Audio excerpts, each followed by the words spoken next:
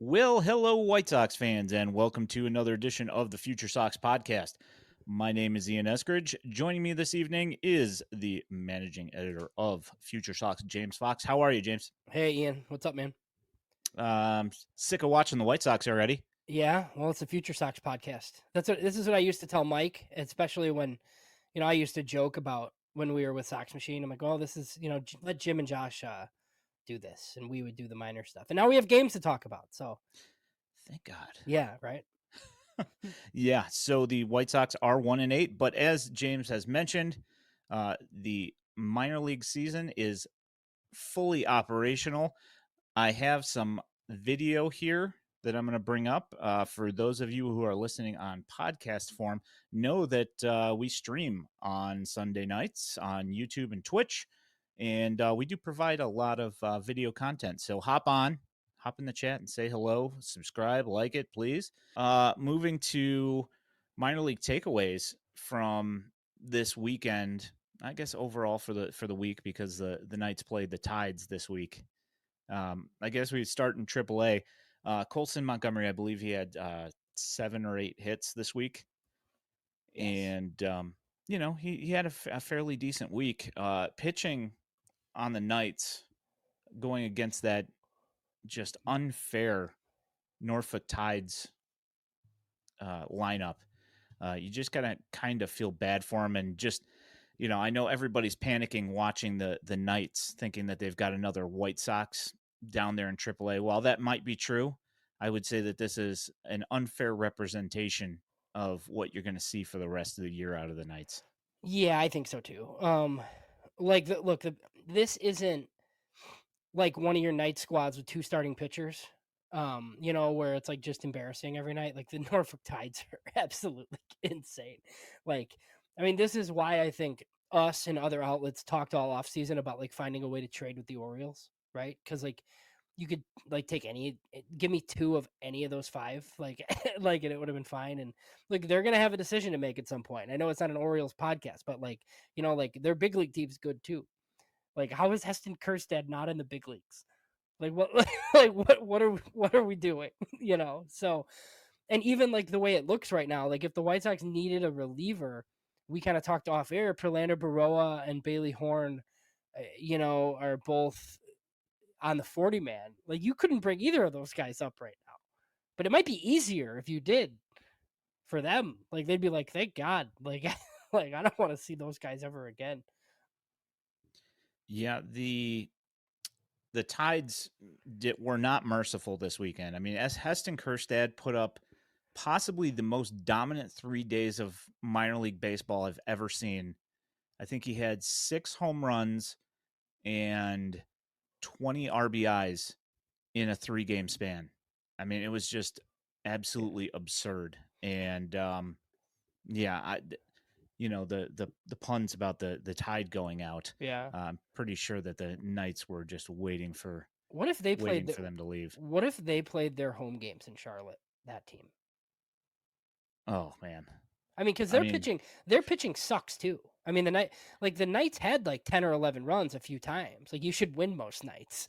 They were like going toe to toe with them, but like when you're scoring 20 and you have position players pitching, it's kind of ridiculous. yeah, the if you guys haven't seen it, look up the Danny Mendick strikeout from the 10th inning the other night. That was, they're going into extra innings, and they've used up their pitching so much in the series that they're trying to get a win, tied 10-10 going into extras against the Tides, and they have decimated their pitching staff so badly that they only have Danny Mendick to go out on the mound and take the extras.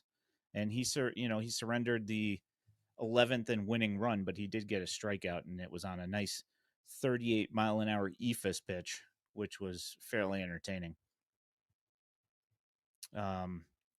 Yeah, just the whole series was fairly ugly. They finally managed to scrape a win out today. And oddly enough, I'd say probably the Tide's top 3 pitchers are generally pretty good. I know the one that they faced today that they actually ended up beating, I believe is their top pitching prospect that's in their minor league system right now. And he was, he looked pretty good, but he did give up some runs, and I don't know. It was just a fairly ugly week, and I was expecting it to not be fun, but I was not expecting it to be, 26-11 beatdowns. Well, they're over immediately. And look, it's not like the Sox have all their pitching prospects there, right? I mean, they get to face a Chad Kuhl and a Jake Woodford, and it doesn't really matter that much, but I mean, it's just like demoralizing for the guys there that it does matter for, right? I mean, it'd be a lot worse if it's Jake Eder and Jairo Iriarte and all these guys that we have some hope for getting absolutely shredded, and it's not, but so Cannon held his own a little bit. And Yeah. even Nastrini was pretty bad throwing 93, and like he still wasn't horrible. So, Yeah. bullpen though, bad. Ooh, yeah. No lead has been safe so far this offseason. I think obviously that's going to improve as time goes on here. I it's going to take some of those guys obviously some time to get comfortable in their roles and whatever. But yeah, this week was really ugly. So we got a question, including the White Sox team. How many bad White Sox minor league teams are there? I would say probably the toughest 2? watch this weekend. I mean, the Knights were obviously tough. They just kind of got housed, so that was not fun. But I want to see them against somebody else other than the Tides. I question the offensive output in Kannapolis, how that's going to turn out this year, because there were a lot of very low hit totals for the Ballers this weekend. Yeah, and that team's just weird. Like there's a lot of super young guys, and then there's college guys like Riku Nishida, like has been on base a million times, but that doesn't mean they're gonna like score a bunch of runs. So there's no power on that team, which is kind of tough. So yeah, that one's not great, but the pitching's pretty good. So like the games could be low scoring. I think Winston has enough to be okay. I mean, look, the pitching staffs at all three of the other affiliates are pretty good. Like they should keep you in games, at least the starters. I mean, the Sox have spent a lot of resources on starting pitchers, whether that's via the draft or like some of their trades.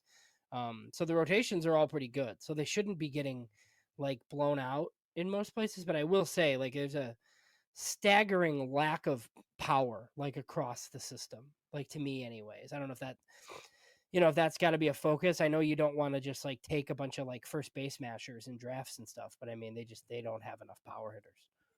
So I don't know that's one of them. I guess, and then hopefully what we'll have Winston Salem video going forward, right now that they're not facing Asheville. So Yeah, they have their home opener on Tuesday, so we'll finally get some video on them that's not from Sammy Zavala's dad, which will be nice to be able to see other prospects. I mean, no disrespect to him, obviously, and very thankful to see those hits, but like to get eyes on some of these other guys. And yeah, the Kannapolis thing.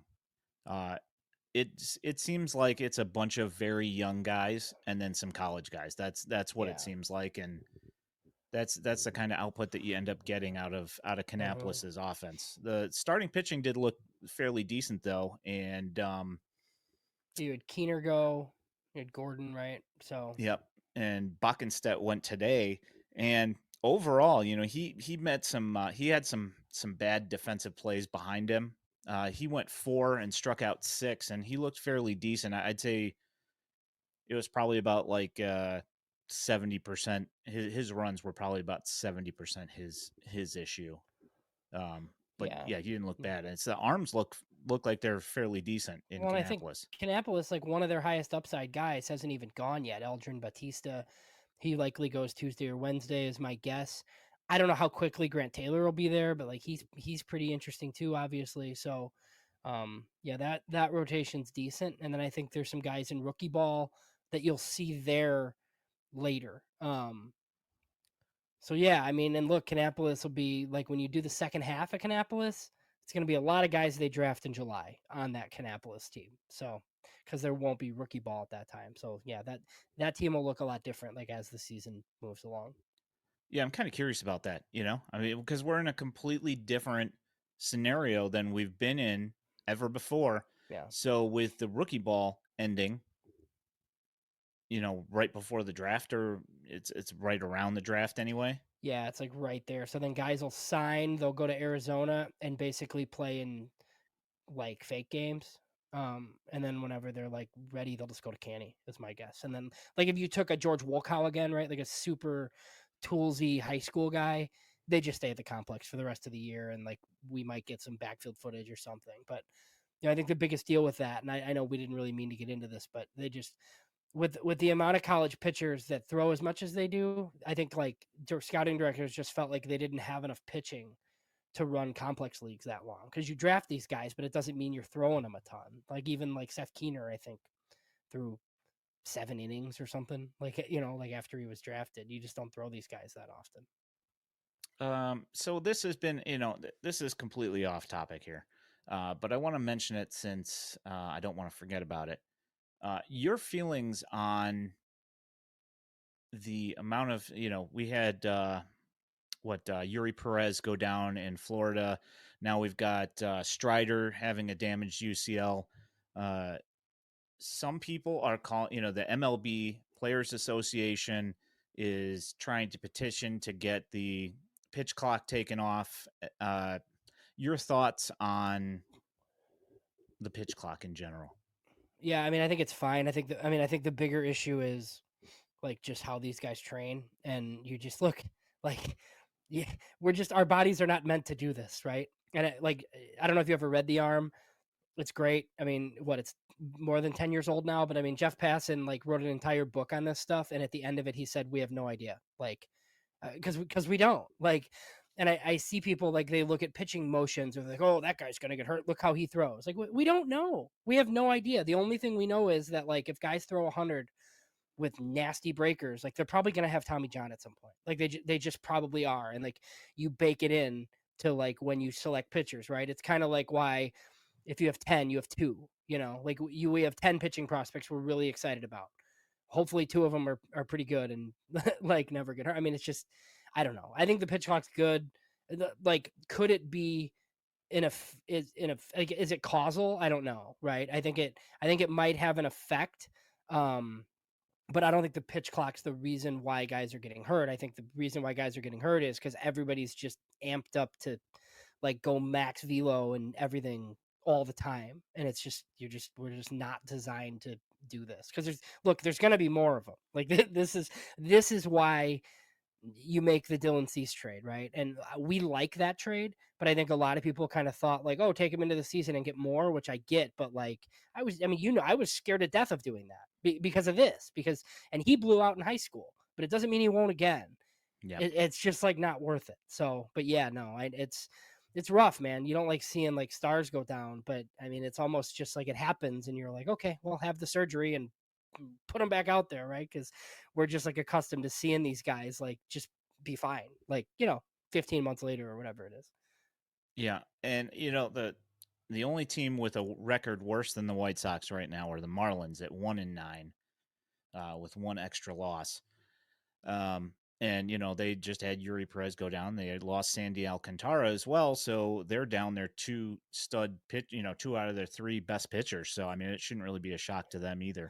You know what their problem is though, right? Oh, tell me, but I think Too I know. too many White Sox on their team. Yep, I mean that's That entirely possible. they The have clubhouse culture is just doomed. they have too many former White Sox. Like they should have Yeah, the known better. culture. The culture is just totally shredded. I mean, that's why we got rid of Jake Berger and let Tim Anderson walk, was because of culture. And so now their culture by de facto is also bad. Well, they also have the ghost of Avi Garcia.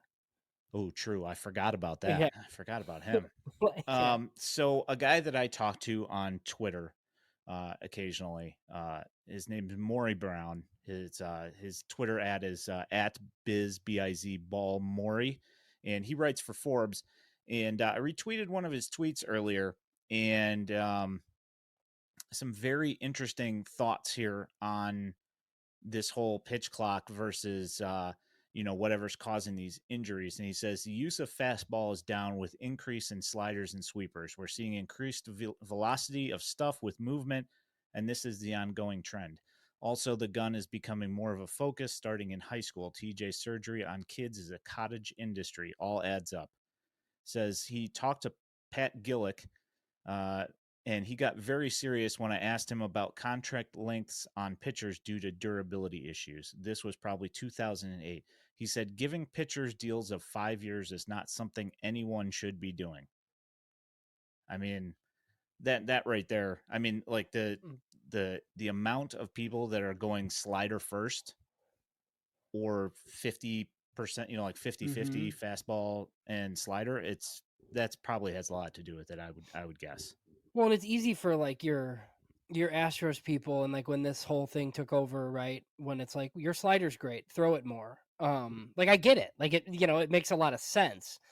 But I think there's just like a reason why things were more traditional, like in the past, probably, right? And I don't know, the whole thing is crazy. Like you got guy like Yuri Perez, the Marlins were so careful with him.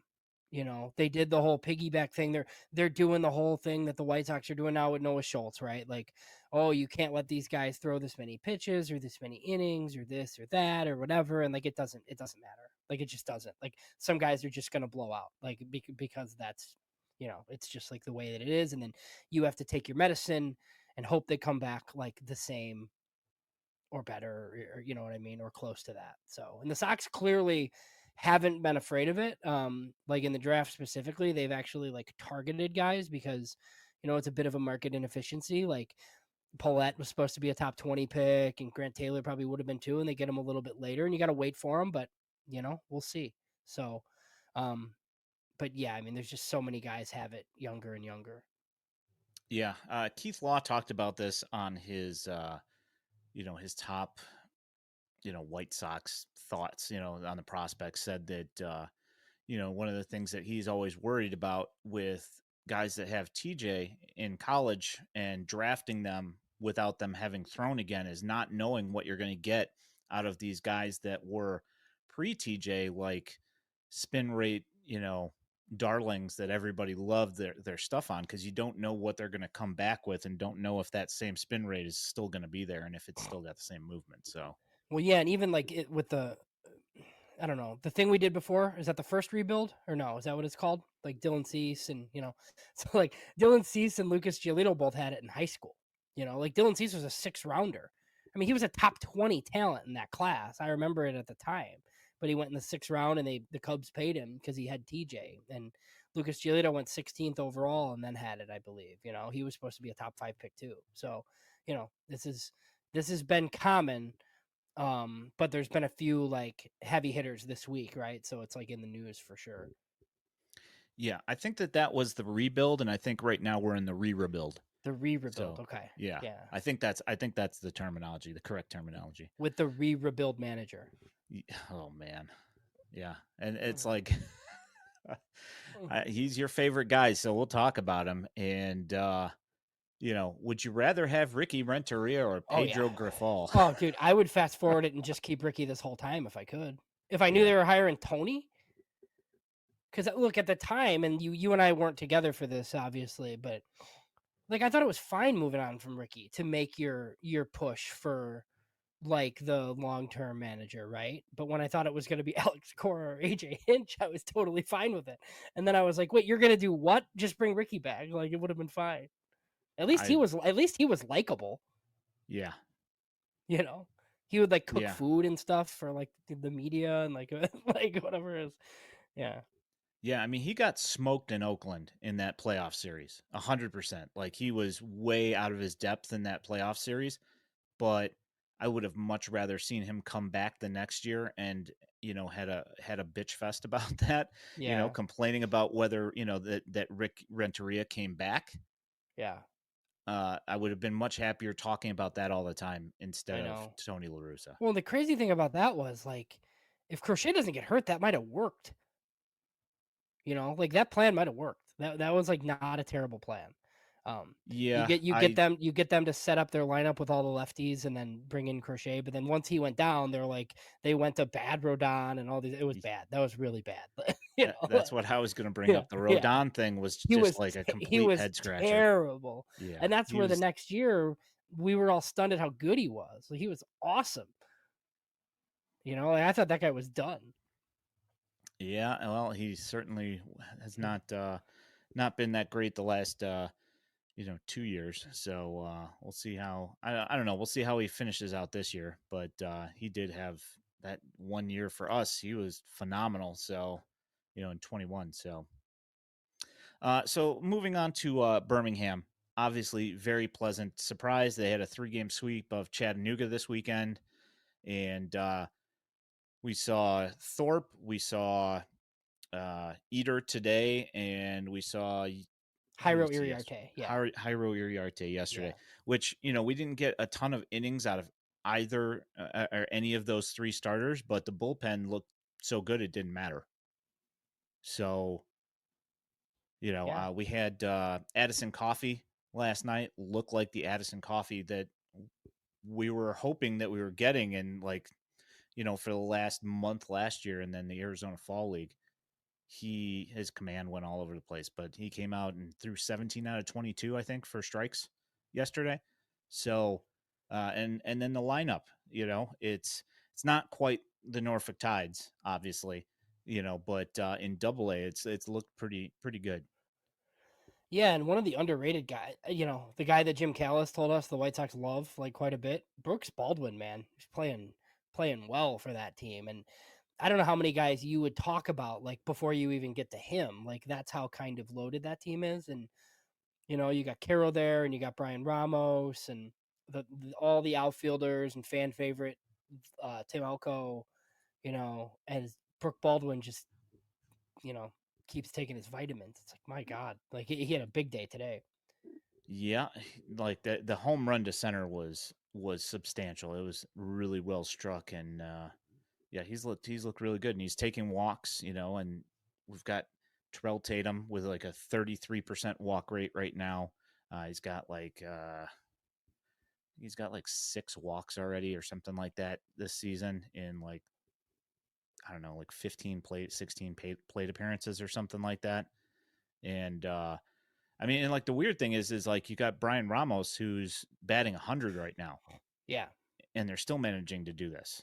When Wilfred Veras has real power, right? And just the fact that he might be able to functionally stand in an outfield corner makes him a prospect, right? Like, if he was first base only, he's kind of still a prospect because he can mash, but like, you have to mash. You just have to. Like, we're seeing it with Andrew Vaughn right now. But I mean, if he can stand in left field and be okay, I mean, he's a prospect. Like, Wilfred Veras is pretty good, and he's young too. Yeah, the amount of torque that guy generates from his midsection for those for his swing is just prodigious, I guess you could say. Crazy easy power. I mean, I guess you could call it easy, but you could also say that he's just swinging for the moon. But I mean, either way, he's connecting and it's going very far. So do you want to move on to the situation in Chicago? I mean, I know Well, you don't want to. we can. I think we're remiss to not just mention. So I know there's like not really video. We tweeted a little bit about Noah Schultz. One of our Twitter followers drove over to Asheville, so we didn't have to. And I kind of talked to him in our FutureSox DMs. He was funny. He's like, "Well, when I realized like the tourists didn't have like cameras or whatever, he's like, I figured I'd just drive over, which is convenient, I guess, if you live there." So he took a bunch of video. I retweeted it all from the FutureSox account. I talked to some people that were at that start. That kid is absolutely filthy. 10 Ks and 4 innings. I think they do want him to throw more pitches than that. I was told 75 pitches, or no, I think it was, like 70 pitches or 4 innings. He went 4 innings and K'd 10 guys, and nobody had a chance.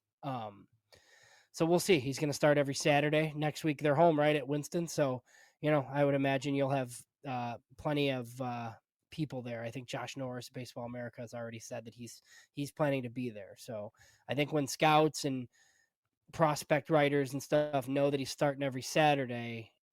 That'll be a thing, like Saturday nights with Noah Schultz on the internet, probably. So Yeah, this pretty interesting. yeah, so for Schultz's line, and I tweeted about the line of it, but he was on a 75 pitch limit, or roughly around there, and he got through his 4 innings, his 4 up and down, and he went and threw 40 of 54 for strikes. He only needed 54 pitches to get through those 4 innings. So, I mean, that's pretty awesome. Well, he's not like one of these. It's not what you think, right? You think it's like this big, overpowering 6'9" guy that's like walking people, but like he doesn't. He doesn't pitch like a 6'9" guy. He just like throws nothing but strikes.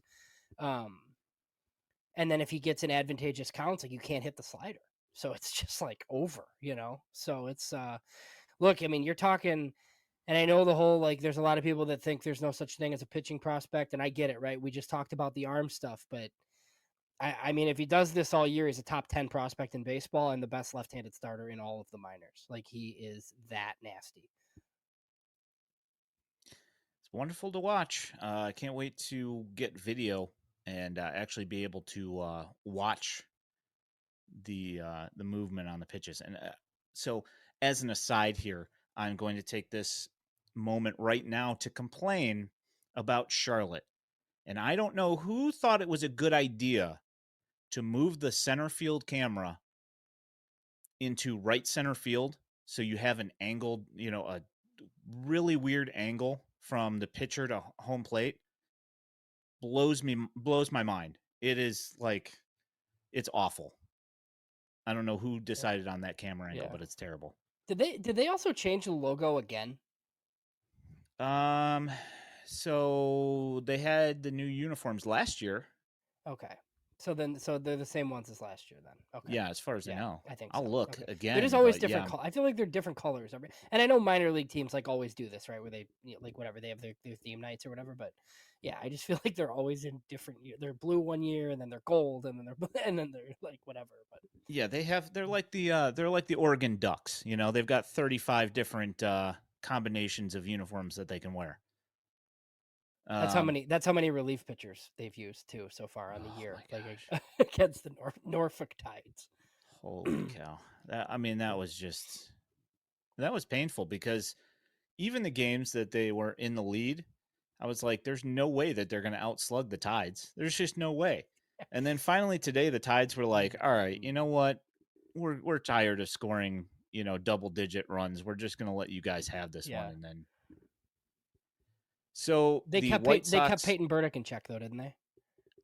He hit a home run. Did he have one? Okay. Well, yeah. See, that's the thing about Peyton Burdick, is if he had stayed and gone to the Knights, he would have hit 15 home runs all year. He still might hit 15 home runs against Charlotte, or with against Charlotte this year, and probably hit like 25 total. Hit 10 off of everybody else. He loves hitting in Charlotte. White Sox 1-8, absolutely brutal to watch. They don't hit. The pitching's looked, as we said earlier, we thought that the pitching staff would probably be halfway decent. Unfortunately, nobody on the team wants to hit. Nobody is, and now you've got injuries, which are taking away a bunch of key components of the offense. So because of these said injuries, there has had to be some shuffling around of the roster, meaning that they had to clear 40-man spots. So what was that? On Tuesday, they traded Jose Rodriguez to the Phillies for cash. Yes.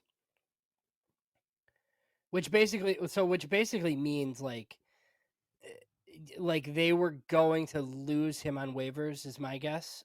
The best offer they got is cash, right? So I could snarkily say right now that look, Major League Baseball kind of told you like what they thought Jose Rodriguez was worth because they had to put him on a 40-man spot, right? Like, I'm not going to assume that the White Sox didn't shop him around the league first, right? So for whatever reason, like teams didn't feel like giving you like a low level prospect for him, and the White Sox took cash instead of losing him for nothing. That's not really the point, though. So you can continue. See, my personal opinion, I was not happy about it. And I had somebody comment to me that the other night Lenine Sosa took 3 walks in a game, and he's like, "Oh, that's why he's still here and Popeye's not." And I'm like, I got to look this up really quick. So I tallied up their walk percentages, their walk rate, and Jose Rodriguez walk rate was better.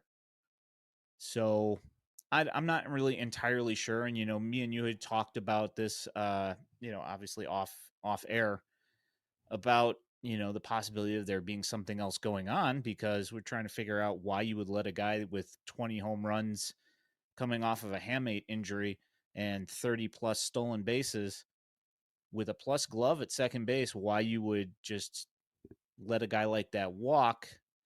And I still don't. I'm still kind of trying to wrap my head around it. I don't get it. No, I mean it's weird. I mean, look, they clearly decided that like they've prioritized Lenny and Sosa and Braden Shoemake over him, and they can't keep this many infielders. So like that I agree with. Like that we've talked about this for months, right? That's not the problem though. The problem is for people like you, and look, like I'm a little bit indifferent on it. Like I get it, right? Like there's publications that ranked Jose Rodriguez like in the back third, like 25 to 30 on a middle of the pack system, right? So is it the end of the world? No, but he has like a lot of fans. Like cut Paul DeYoung and just play Sosa and these other guys and then keep Rodriguez on the 40 man. That's the argument, right? So yeah, like I get why they did it. They don't have any freaking 40 man spots, and he's not ready to help you. But the problem is prioritizing like all these veterans on a team that's going to lose like 105 games. So then you lose Jose Rodriguez, right? Like he might be nothing. This might be Luis Alexander Basabe when everybody got mad about that too, and he's nothing. Like fine, but it's just like a team in the White Sox position probably shouldn't be doing this. Like it's just doesn't really make sense. That's exactly my point. Is my fear was going to be that the Oakland A's were going to pick him up on waivers and immediately just plug him into the lineup right away, because they've got nothing over there really, and watch him end up being like a 115 WRC player on that terrible team, and say, we still have Paul DeYoung in the lineup, and we have Braden Shoemake, who has, I know he's your newest favorite player, James, but he has gone back to who he was, and he's hitting 185. Yeah. Well, and even him, like, look, I understand playing Braden Shoemake against right-handed pitching in a lost season to see, right? I don't understand playing Paul DeYoung right now.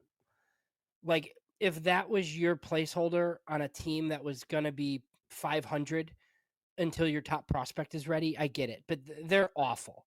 There's no reason to see Paul DeYoung anymore. There's just not. So, and look, Jose Rodriguez probably isn't ready. Like, go look at Charlotte. It's 90 plate appearances at Charlotte with a 2% walk rate. I get it, right? But it's like you said, it's all after the hamate injury. I don't know. Do you think it's weird that it's Philly or no? Is it just kind of random? I mean, they optioned him to their AA affiliate. So they clearly just kind of like him a little bit, but look, he's on their 40 man. Like the next time they make a big league move, like is he in DFA limbo again, or does somebody else go? I don't know. Who knows? I assumed he'd go to a worse team, kind of like you were saying. Like it would be Oakland or somebody that would like let him play a little bit.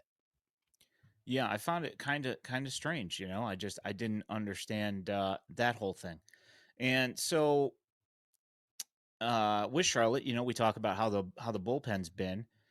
So it didn't shock me when Alex Speas was taken off the 40 man and also DFA'd, because he hadn't been pitching particularly well.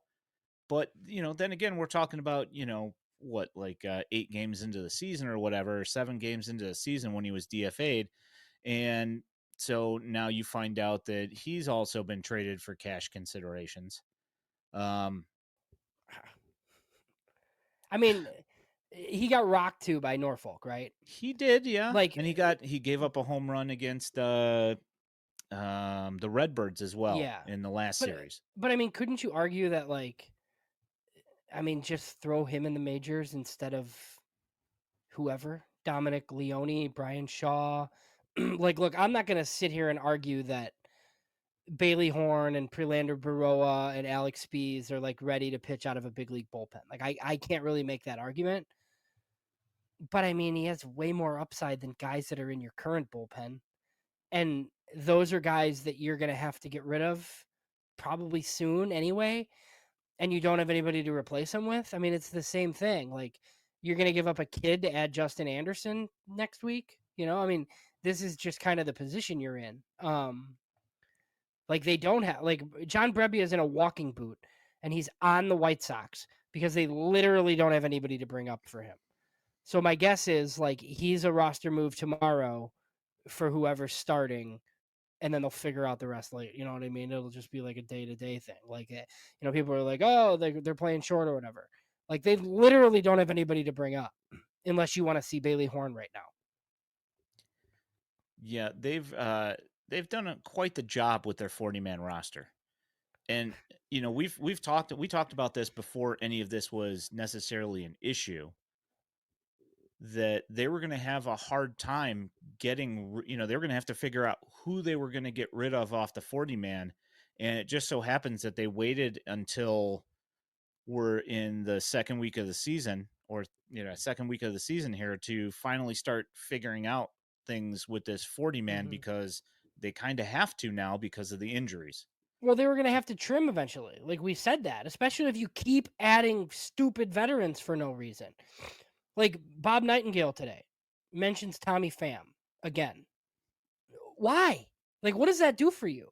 Like, I like Tommy Pham. Like, I think he's interesting. Like, he's decent, But why? Like, what is the reason for that? That makes no sense to me. And then you're gonna get rid of somebody else that we're probably gonna like complain about them getting rid of. It just like doesn't make sense. Stop. Just be awful with kids. Like, it is what it is. You got to take your medicine at this point. Yeah. So this, in the last week, more or less, you've had Eloy Jimenez is now injured, and now Luis Robert has his hip flexor back from a few years ago, and they're saying that it could be anywhere from 1 to 2.5 months, essentially, that he's going to be out. And as you mentioned, John Brebbia is in a walking boot. Max Stassi is in his rehab stint down in Charlotte, and he is looking extremely mediocre. And you got to make sure that he gets back. So you got to keep that 40-man spot warm.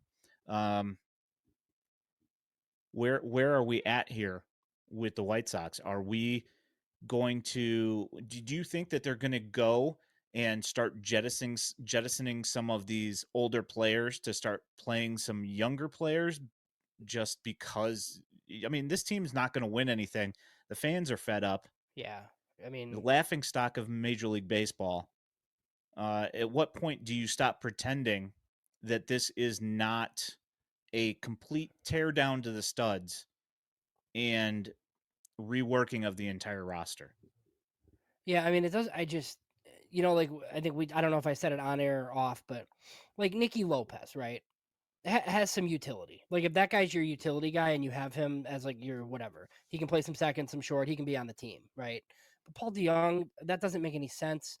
I know they like Martin Maldonado for what he like brings to the young catchers, but like the young pitchers, but like he's bad. I would be fine with Corey Lee getting the majority of the time. I think Oscar Colas should probably come back at some point and play right field, at least against righties, and you keep playing Dominic Fletcher. You're probably stuck playing Benintendi, and you hope that he plays his way out of it, and somebody will take half of his contract or something from you. But I mean, other than that, like, I don't need to see Kevin Pillar. Like, I don't really need to see Robbie Grossman. Like, what's Robbie Grossman going to bring you back if he's good? Like, if you want to DH him against lefties, like while Eloy's gone, fine, right? But like, who cares? We just like don't need to see any of these guys. And the bullpens are the same way. But I will say, like, it's not like they have a bunch of prospect relievers that are like kicking down the door that are ready, right? It's like bad teams have Brian Shaws and Dominic Leone's. It's hopefully not for that long. And the disappointing thing there is they do have some flippable bullpen guys that are decent. Like Steven Wilson looks pretty good, and Brebbia looked good too before he got hurt. It's just you got 9 guys in the bullpen, and there's a few of them that you can't throw, and you really have nobody to replace them. Yeah, the only guy who hasn't given up a run, I believe, in Charlotte that's pitched so far this season has been Justin Anderson. Yeah. And he doesn't have a 40-man spot. 100%. So you'd have to add him to the 40-man. So, like, essentially, which they could do, by the way. Like, they could tomorrow DL Brebbia and call up. Look, I wouldn't be surprised if, what did I say? Jared Schuster's the starter because he didn't start in Charlotte this week, and he's on the 40-man. Just start Jared Schuster in Cleveland. Like, it's fine, whatever. And then if you DFA'd Leone and brought up Justin Anderson or, fine. Like that, like those are, but that like we're 10 games in. Like this is crazy, So, like, you're not adding Nick Nastrini. He's not on the 40-man. Like they can't do that. Like, I don't think it's Brad Keller. So, like it's just, it's rough. And look, they can't do this many more times. Like they decided Jose Rodriguez wasn't that important and Alex Speas was expendable. But I mean, if you look on the 40-man, I mean, you got a lot of guys protected on there that like aren't going to help you. You Jake Eders of the world, and Drew Thorpe and Iriarte and some of these guys. Like they're just, they have to be on there. So you have a bunch of guys that can't really help you. It's a little bit difficult. A positive thing that I can say besides Justin Anderson down in AAA, Chad Kuhl. He's looked pretty good. He's looked serviceable. He was kind of one of those guys that everybody was just like, kind of groaned about when we signed him.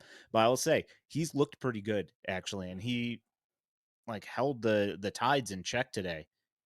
He's looked great in his 2 appearances so far in Charlotte. So maybe he might be one of those guys that's going to be one of those guys who ends up either they trade him for, I don't know, probably some more money because that's what Jerry seems to like to do as of late. They got to pay for Tommy Pham, so they got to pay for their soda and the soda machine for the players. Didn't Tukey keep them in check somehow too? No, he was terrible. Oh, he was bad. Okay, he walked like 4 or 5. I mean, he didn't allow a lot of runs in. Yeah. Let me preface that. So he let in somebody else's runs. Yeah. He didn't have, it didn't tack onto Yeah. his ERA. So, but yeah, he walked a bunch of guys. As soon as he came in, it was like a hit by pitch and like 2 walks and like a single or something like that. Yeah. So he gave up a bunch of runs, but they weren't his runs. So no harm, no foul. How many of those guys are in the big leagues when the next time the Tides come back? I don't know. I don't know how many spots they have, but yeah, like that. There was a fight at the bat rack in Charlotte because my goodness gracious. Yeah, that the top 5 slots in the Tides order, they had something like a dozen home runs this week. Yeah. And like 40 RBIs or something. It was insane. Well, and it's Mayo, Kerstad, Basayo's there too. No, Basayo's injured. Basayo's not there. Okay, so then he's not there. Holiday's playing though. Even their guys that like aren't Connor even Norby. Yeah, even their guys that like aren't even like Stowers like isn't even and Stowers that highly rated of a prospect, and he's just like launching balls. Yeah, no, yeah, it was. Yeah, like it was like those first 5 guys. It was like the Knights were always down after the first inning because those first 5 guys, either Holiday would walk or hit a double. Yeah. And then somebody else would, hit a single. He'd be at third base. And then it would be a sac fly. It'd already be 1-0. Like today was the best case scenario that the Knights had all week. And it was that they gave up 1 run in the first inning. Twice this week they were down 10-0 in the first inning. Yeah. So yeah. Anywho, and I think we saw what Like the other DFA before that, Sammy Peralta got claimed too, right, by Seattle. Is Yep. he still on the Mariners? I don't know if they optioned him or if he's pitching I don't know. in their bullpen or not. But yeah, I mean the Sox haven't had much luck lately with being able to like get guys through waivers, like off of their 40-man. Guys have been getting picked up. Yeah, and then we had that. I texted you earlier this week that guy that we traded to the Yankees. Yeah, Jake Cousins is pitching for Yeah, the Yankees. Yeah, Cousins already pitching for the Yankees. Granted yeah. he gave up a couple of runs in his first appearance with the Yankees. I haven't looked to see if he's pitched with them again, but I mean, yeah, those guys are just getting eaten up. Who is the next guy that they trade for cash before we record again? Oh, I know it's a long list. I mean, your guy Chad Cool, like that's what, to Atlanta because they need a starter. Like, I mean, it could be them or the Marlins. Yeah. Like you could get a pitching prospect from the Marlins for, Chad Cool and Tuki Toussaint. Like they might ship both of them there, and like they need somebody to eat innings, and obviously they don't want their entire season gone. So, I mean, they could. I mean, I wouldn't be surprised if they're out on the market looking for somebody to come in and put in some serious work. It's a bad farm system. I know there's a lot. Thank you, Sleepy. So Peralta's in Tacoma. So there's a lot of people who think this is like karma for the way they handled the Kim Ng thing, but I don't know. I personally kind of like the Rays guy that they hired instead. So it is what it is. Yeah, I mean, at the end of the day, you can say that somebody runs their team badly, but at the end of the day, it's their team to run how they want to, and that just happens to be a decision that they made. Now, it doesn't seem like they made a terrible decision. It's at least a competent guy that they brought in. So, you got anything else about this awful season that the White Sox are putting together right now? Yeah, I mean nothing really on the big league side. They're opening they're in Cleveland tomorrow for Cleveland's debut. They got some bad news with Bieber, right? We kind of talked about all the guys earlier. True. I think mostly for them, like they can't trade him now.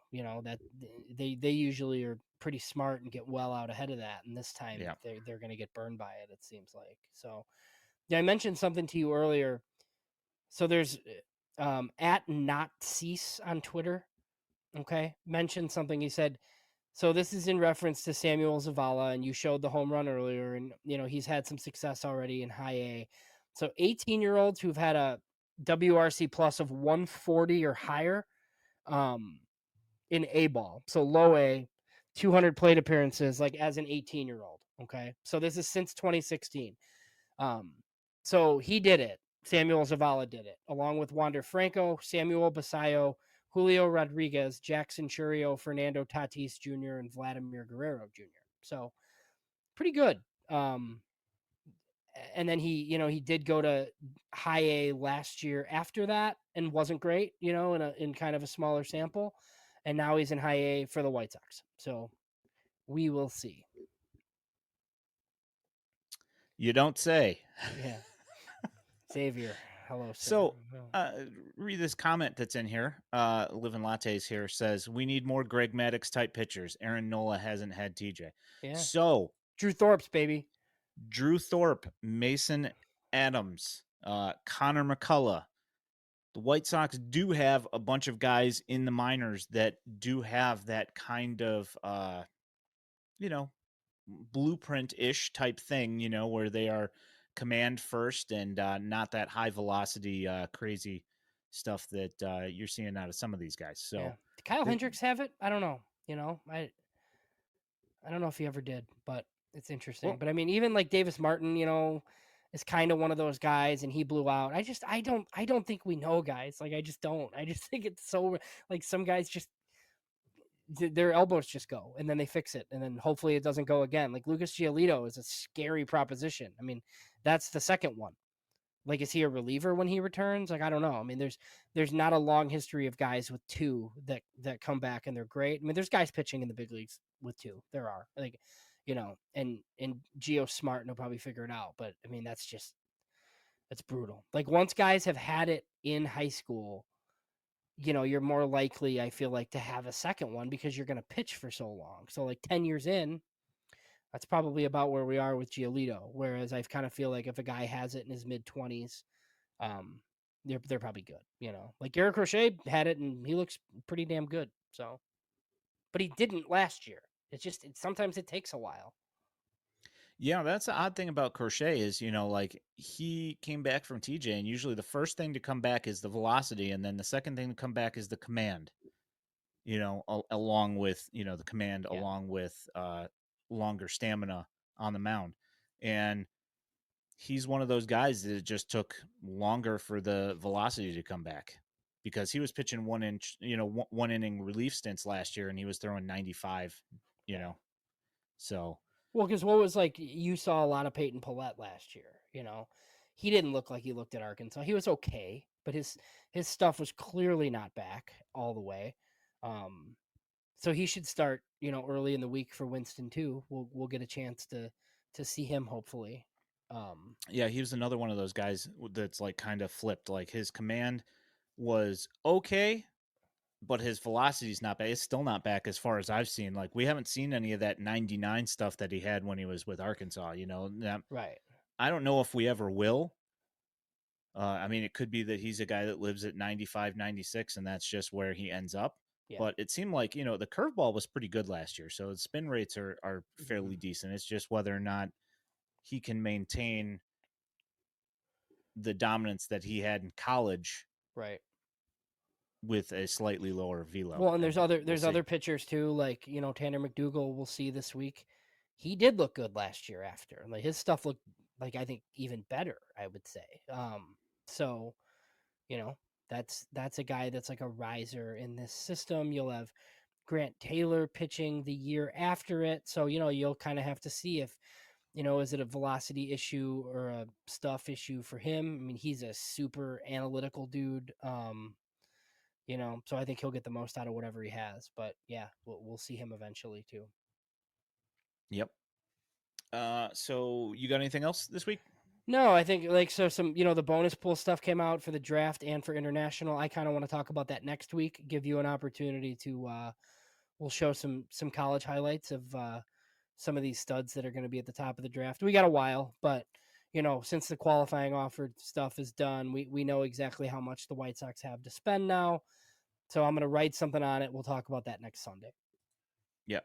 Chase Burns, Hagen Smith, that kind of thing. Yeah, those dudes. Yes. Yeah. Charlie Condon has 20 bombs. I mean, yeah, he does. Yeah. I guess, Jim Callis did kind of ease my mind that he's not a first base only guy. It's probably third right or left. Yeah. Yeah. Like that made me feel better. He looks like Chris available. Bryant. Yeah. So the baseball's juiced though. I don't know how much college you've watched. Like the baseball's juiced. Like I've seen this before. Yeah, I mean it's at least not the dead ball. Did you see that that Shohei hit the other day where he hit it the exact same exit velocity, same launch angle and everything. Last year it went like 423, and this year it went like 350. Yeah. Andrew Vaughn would rake with this college baseball. Send him back to college. Right? Yeah, get him to get his doctorate now.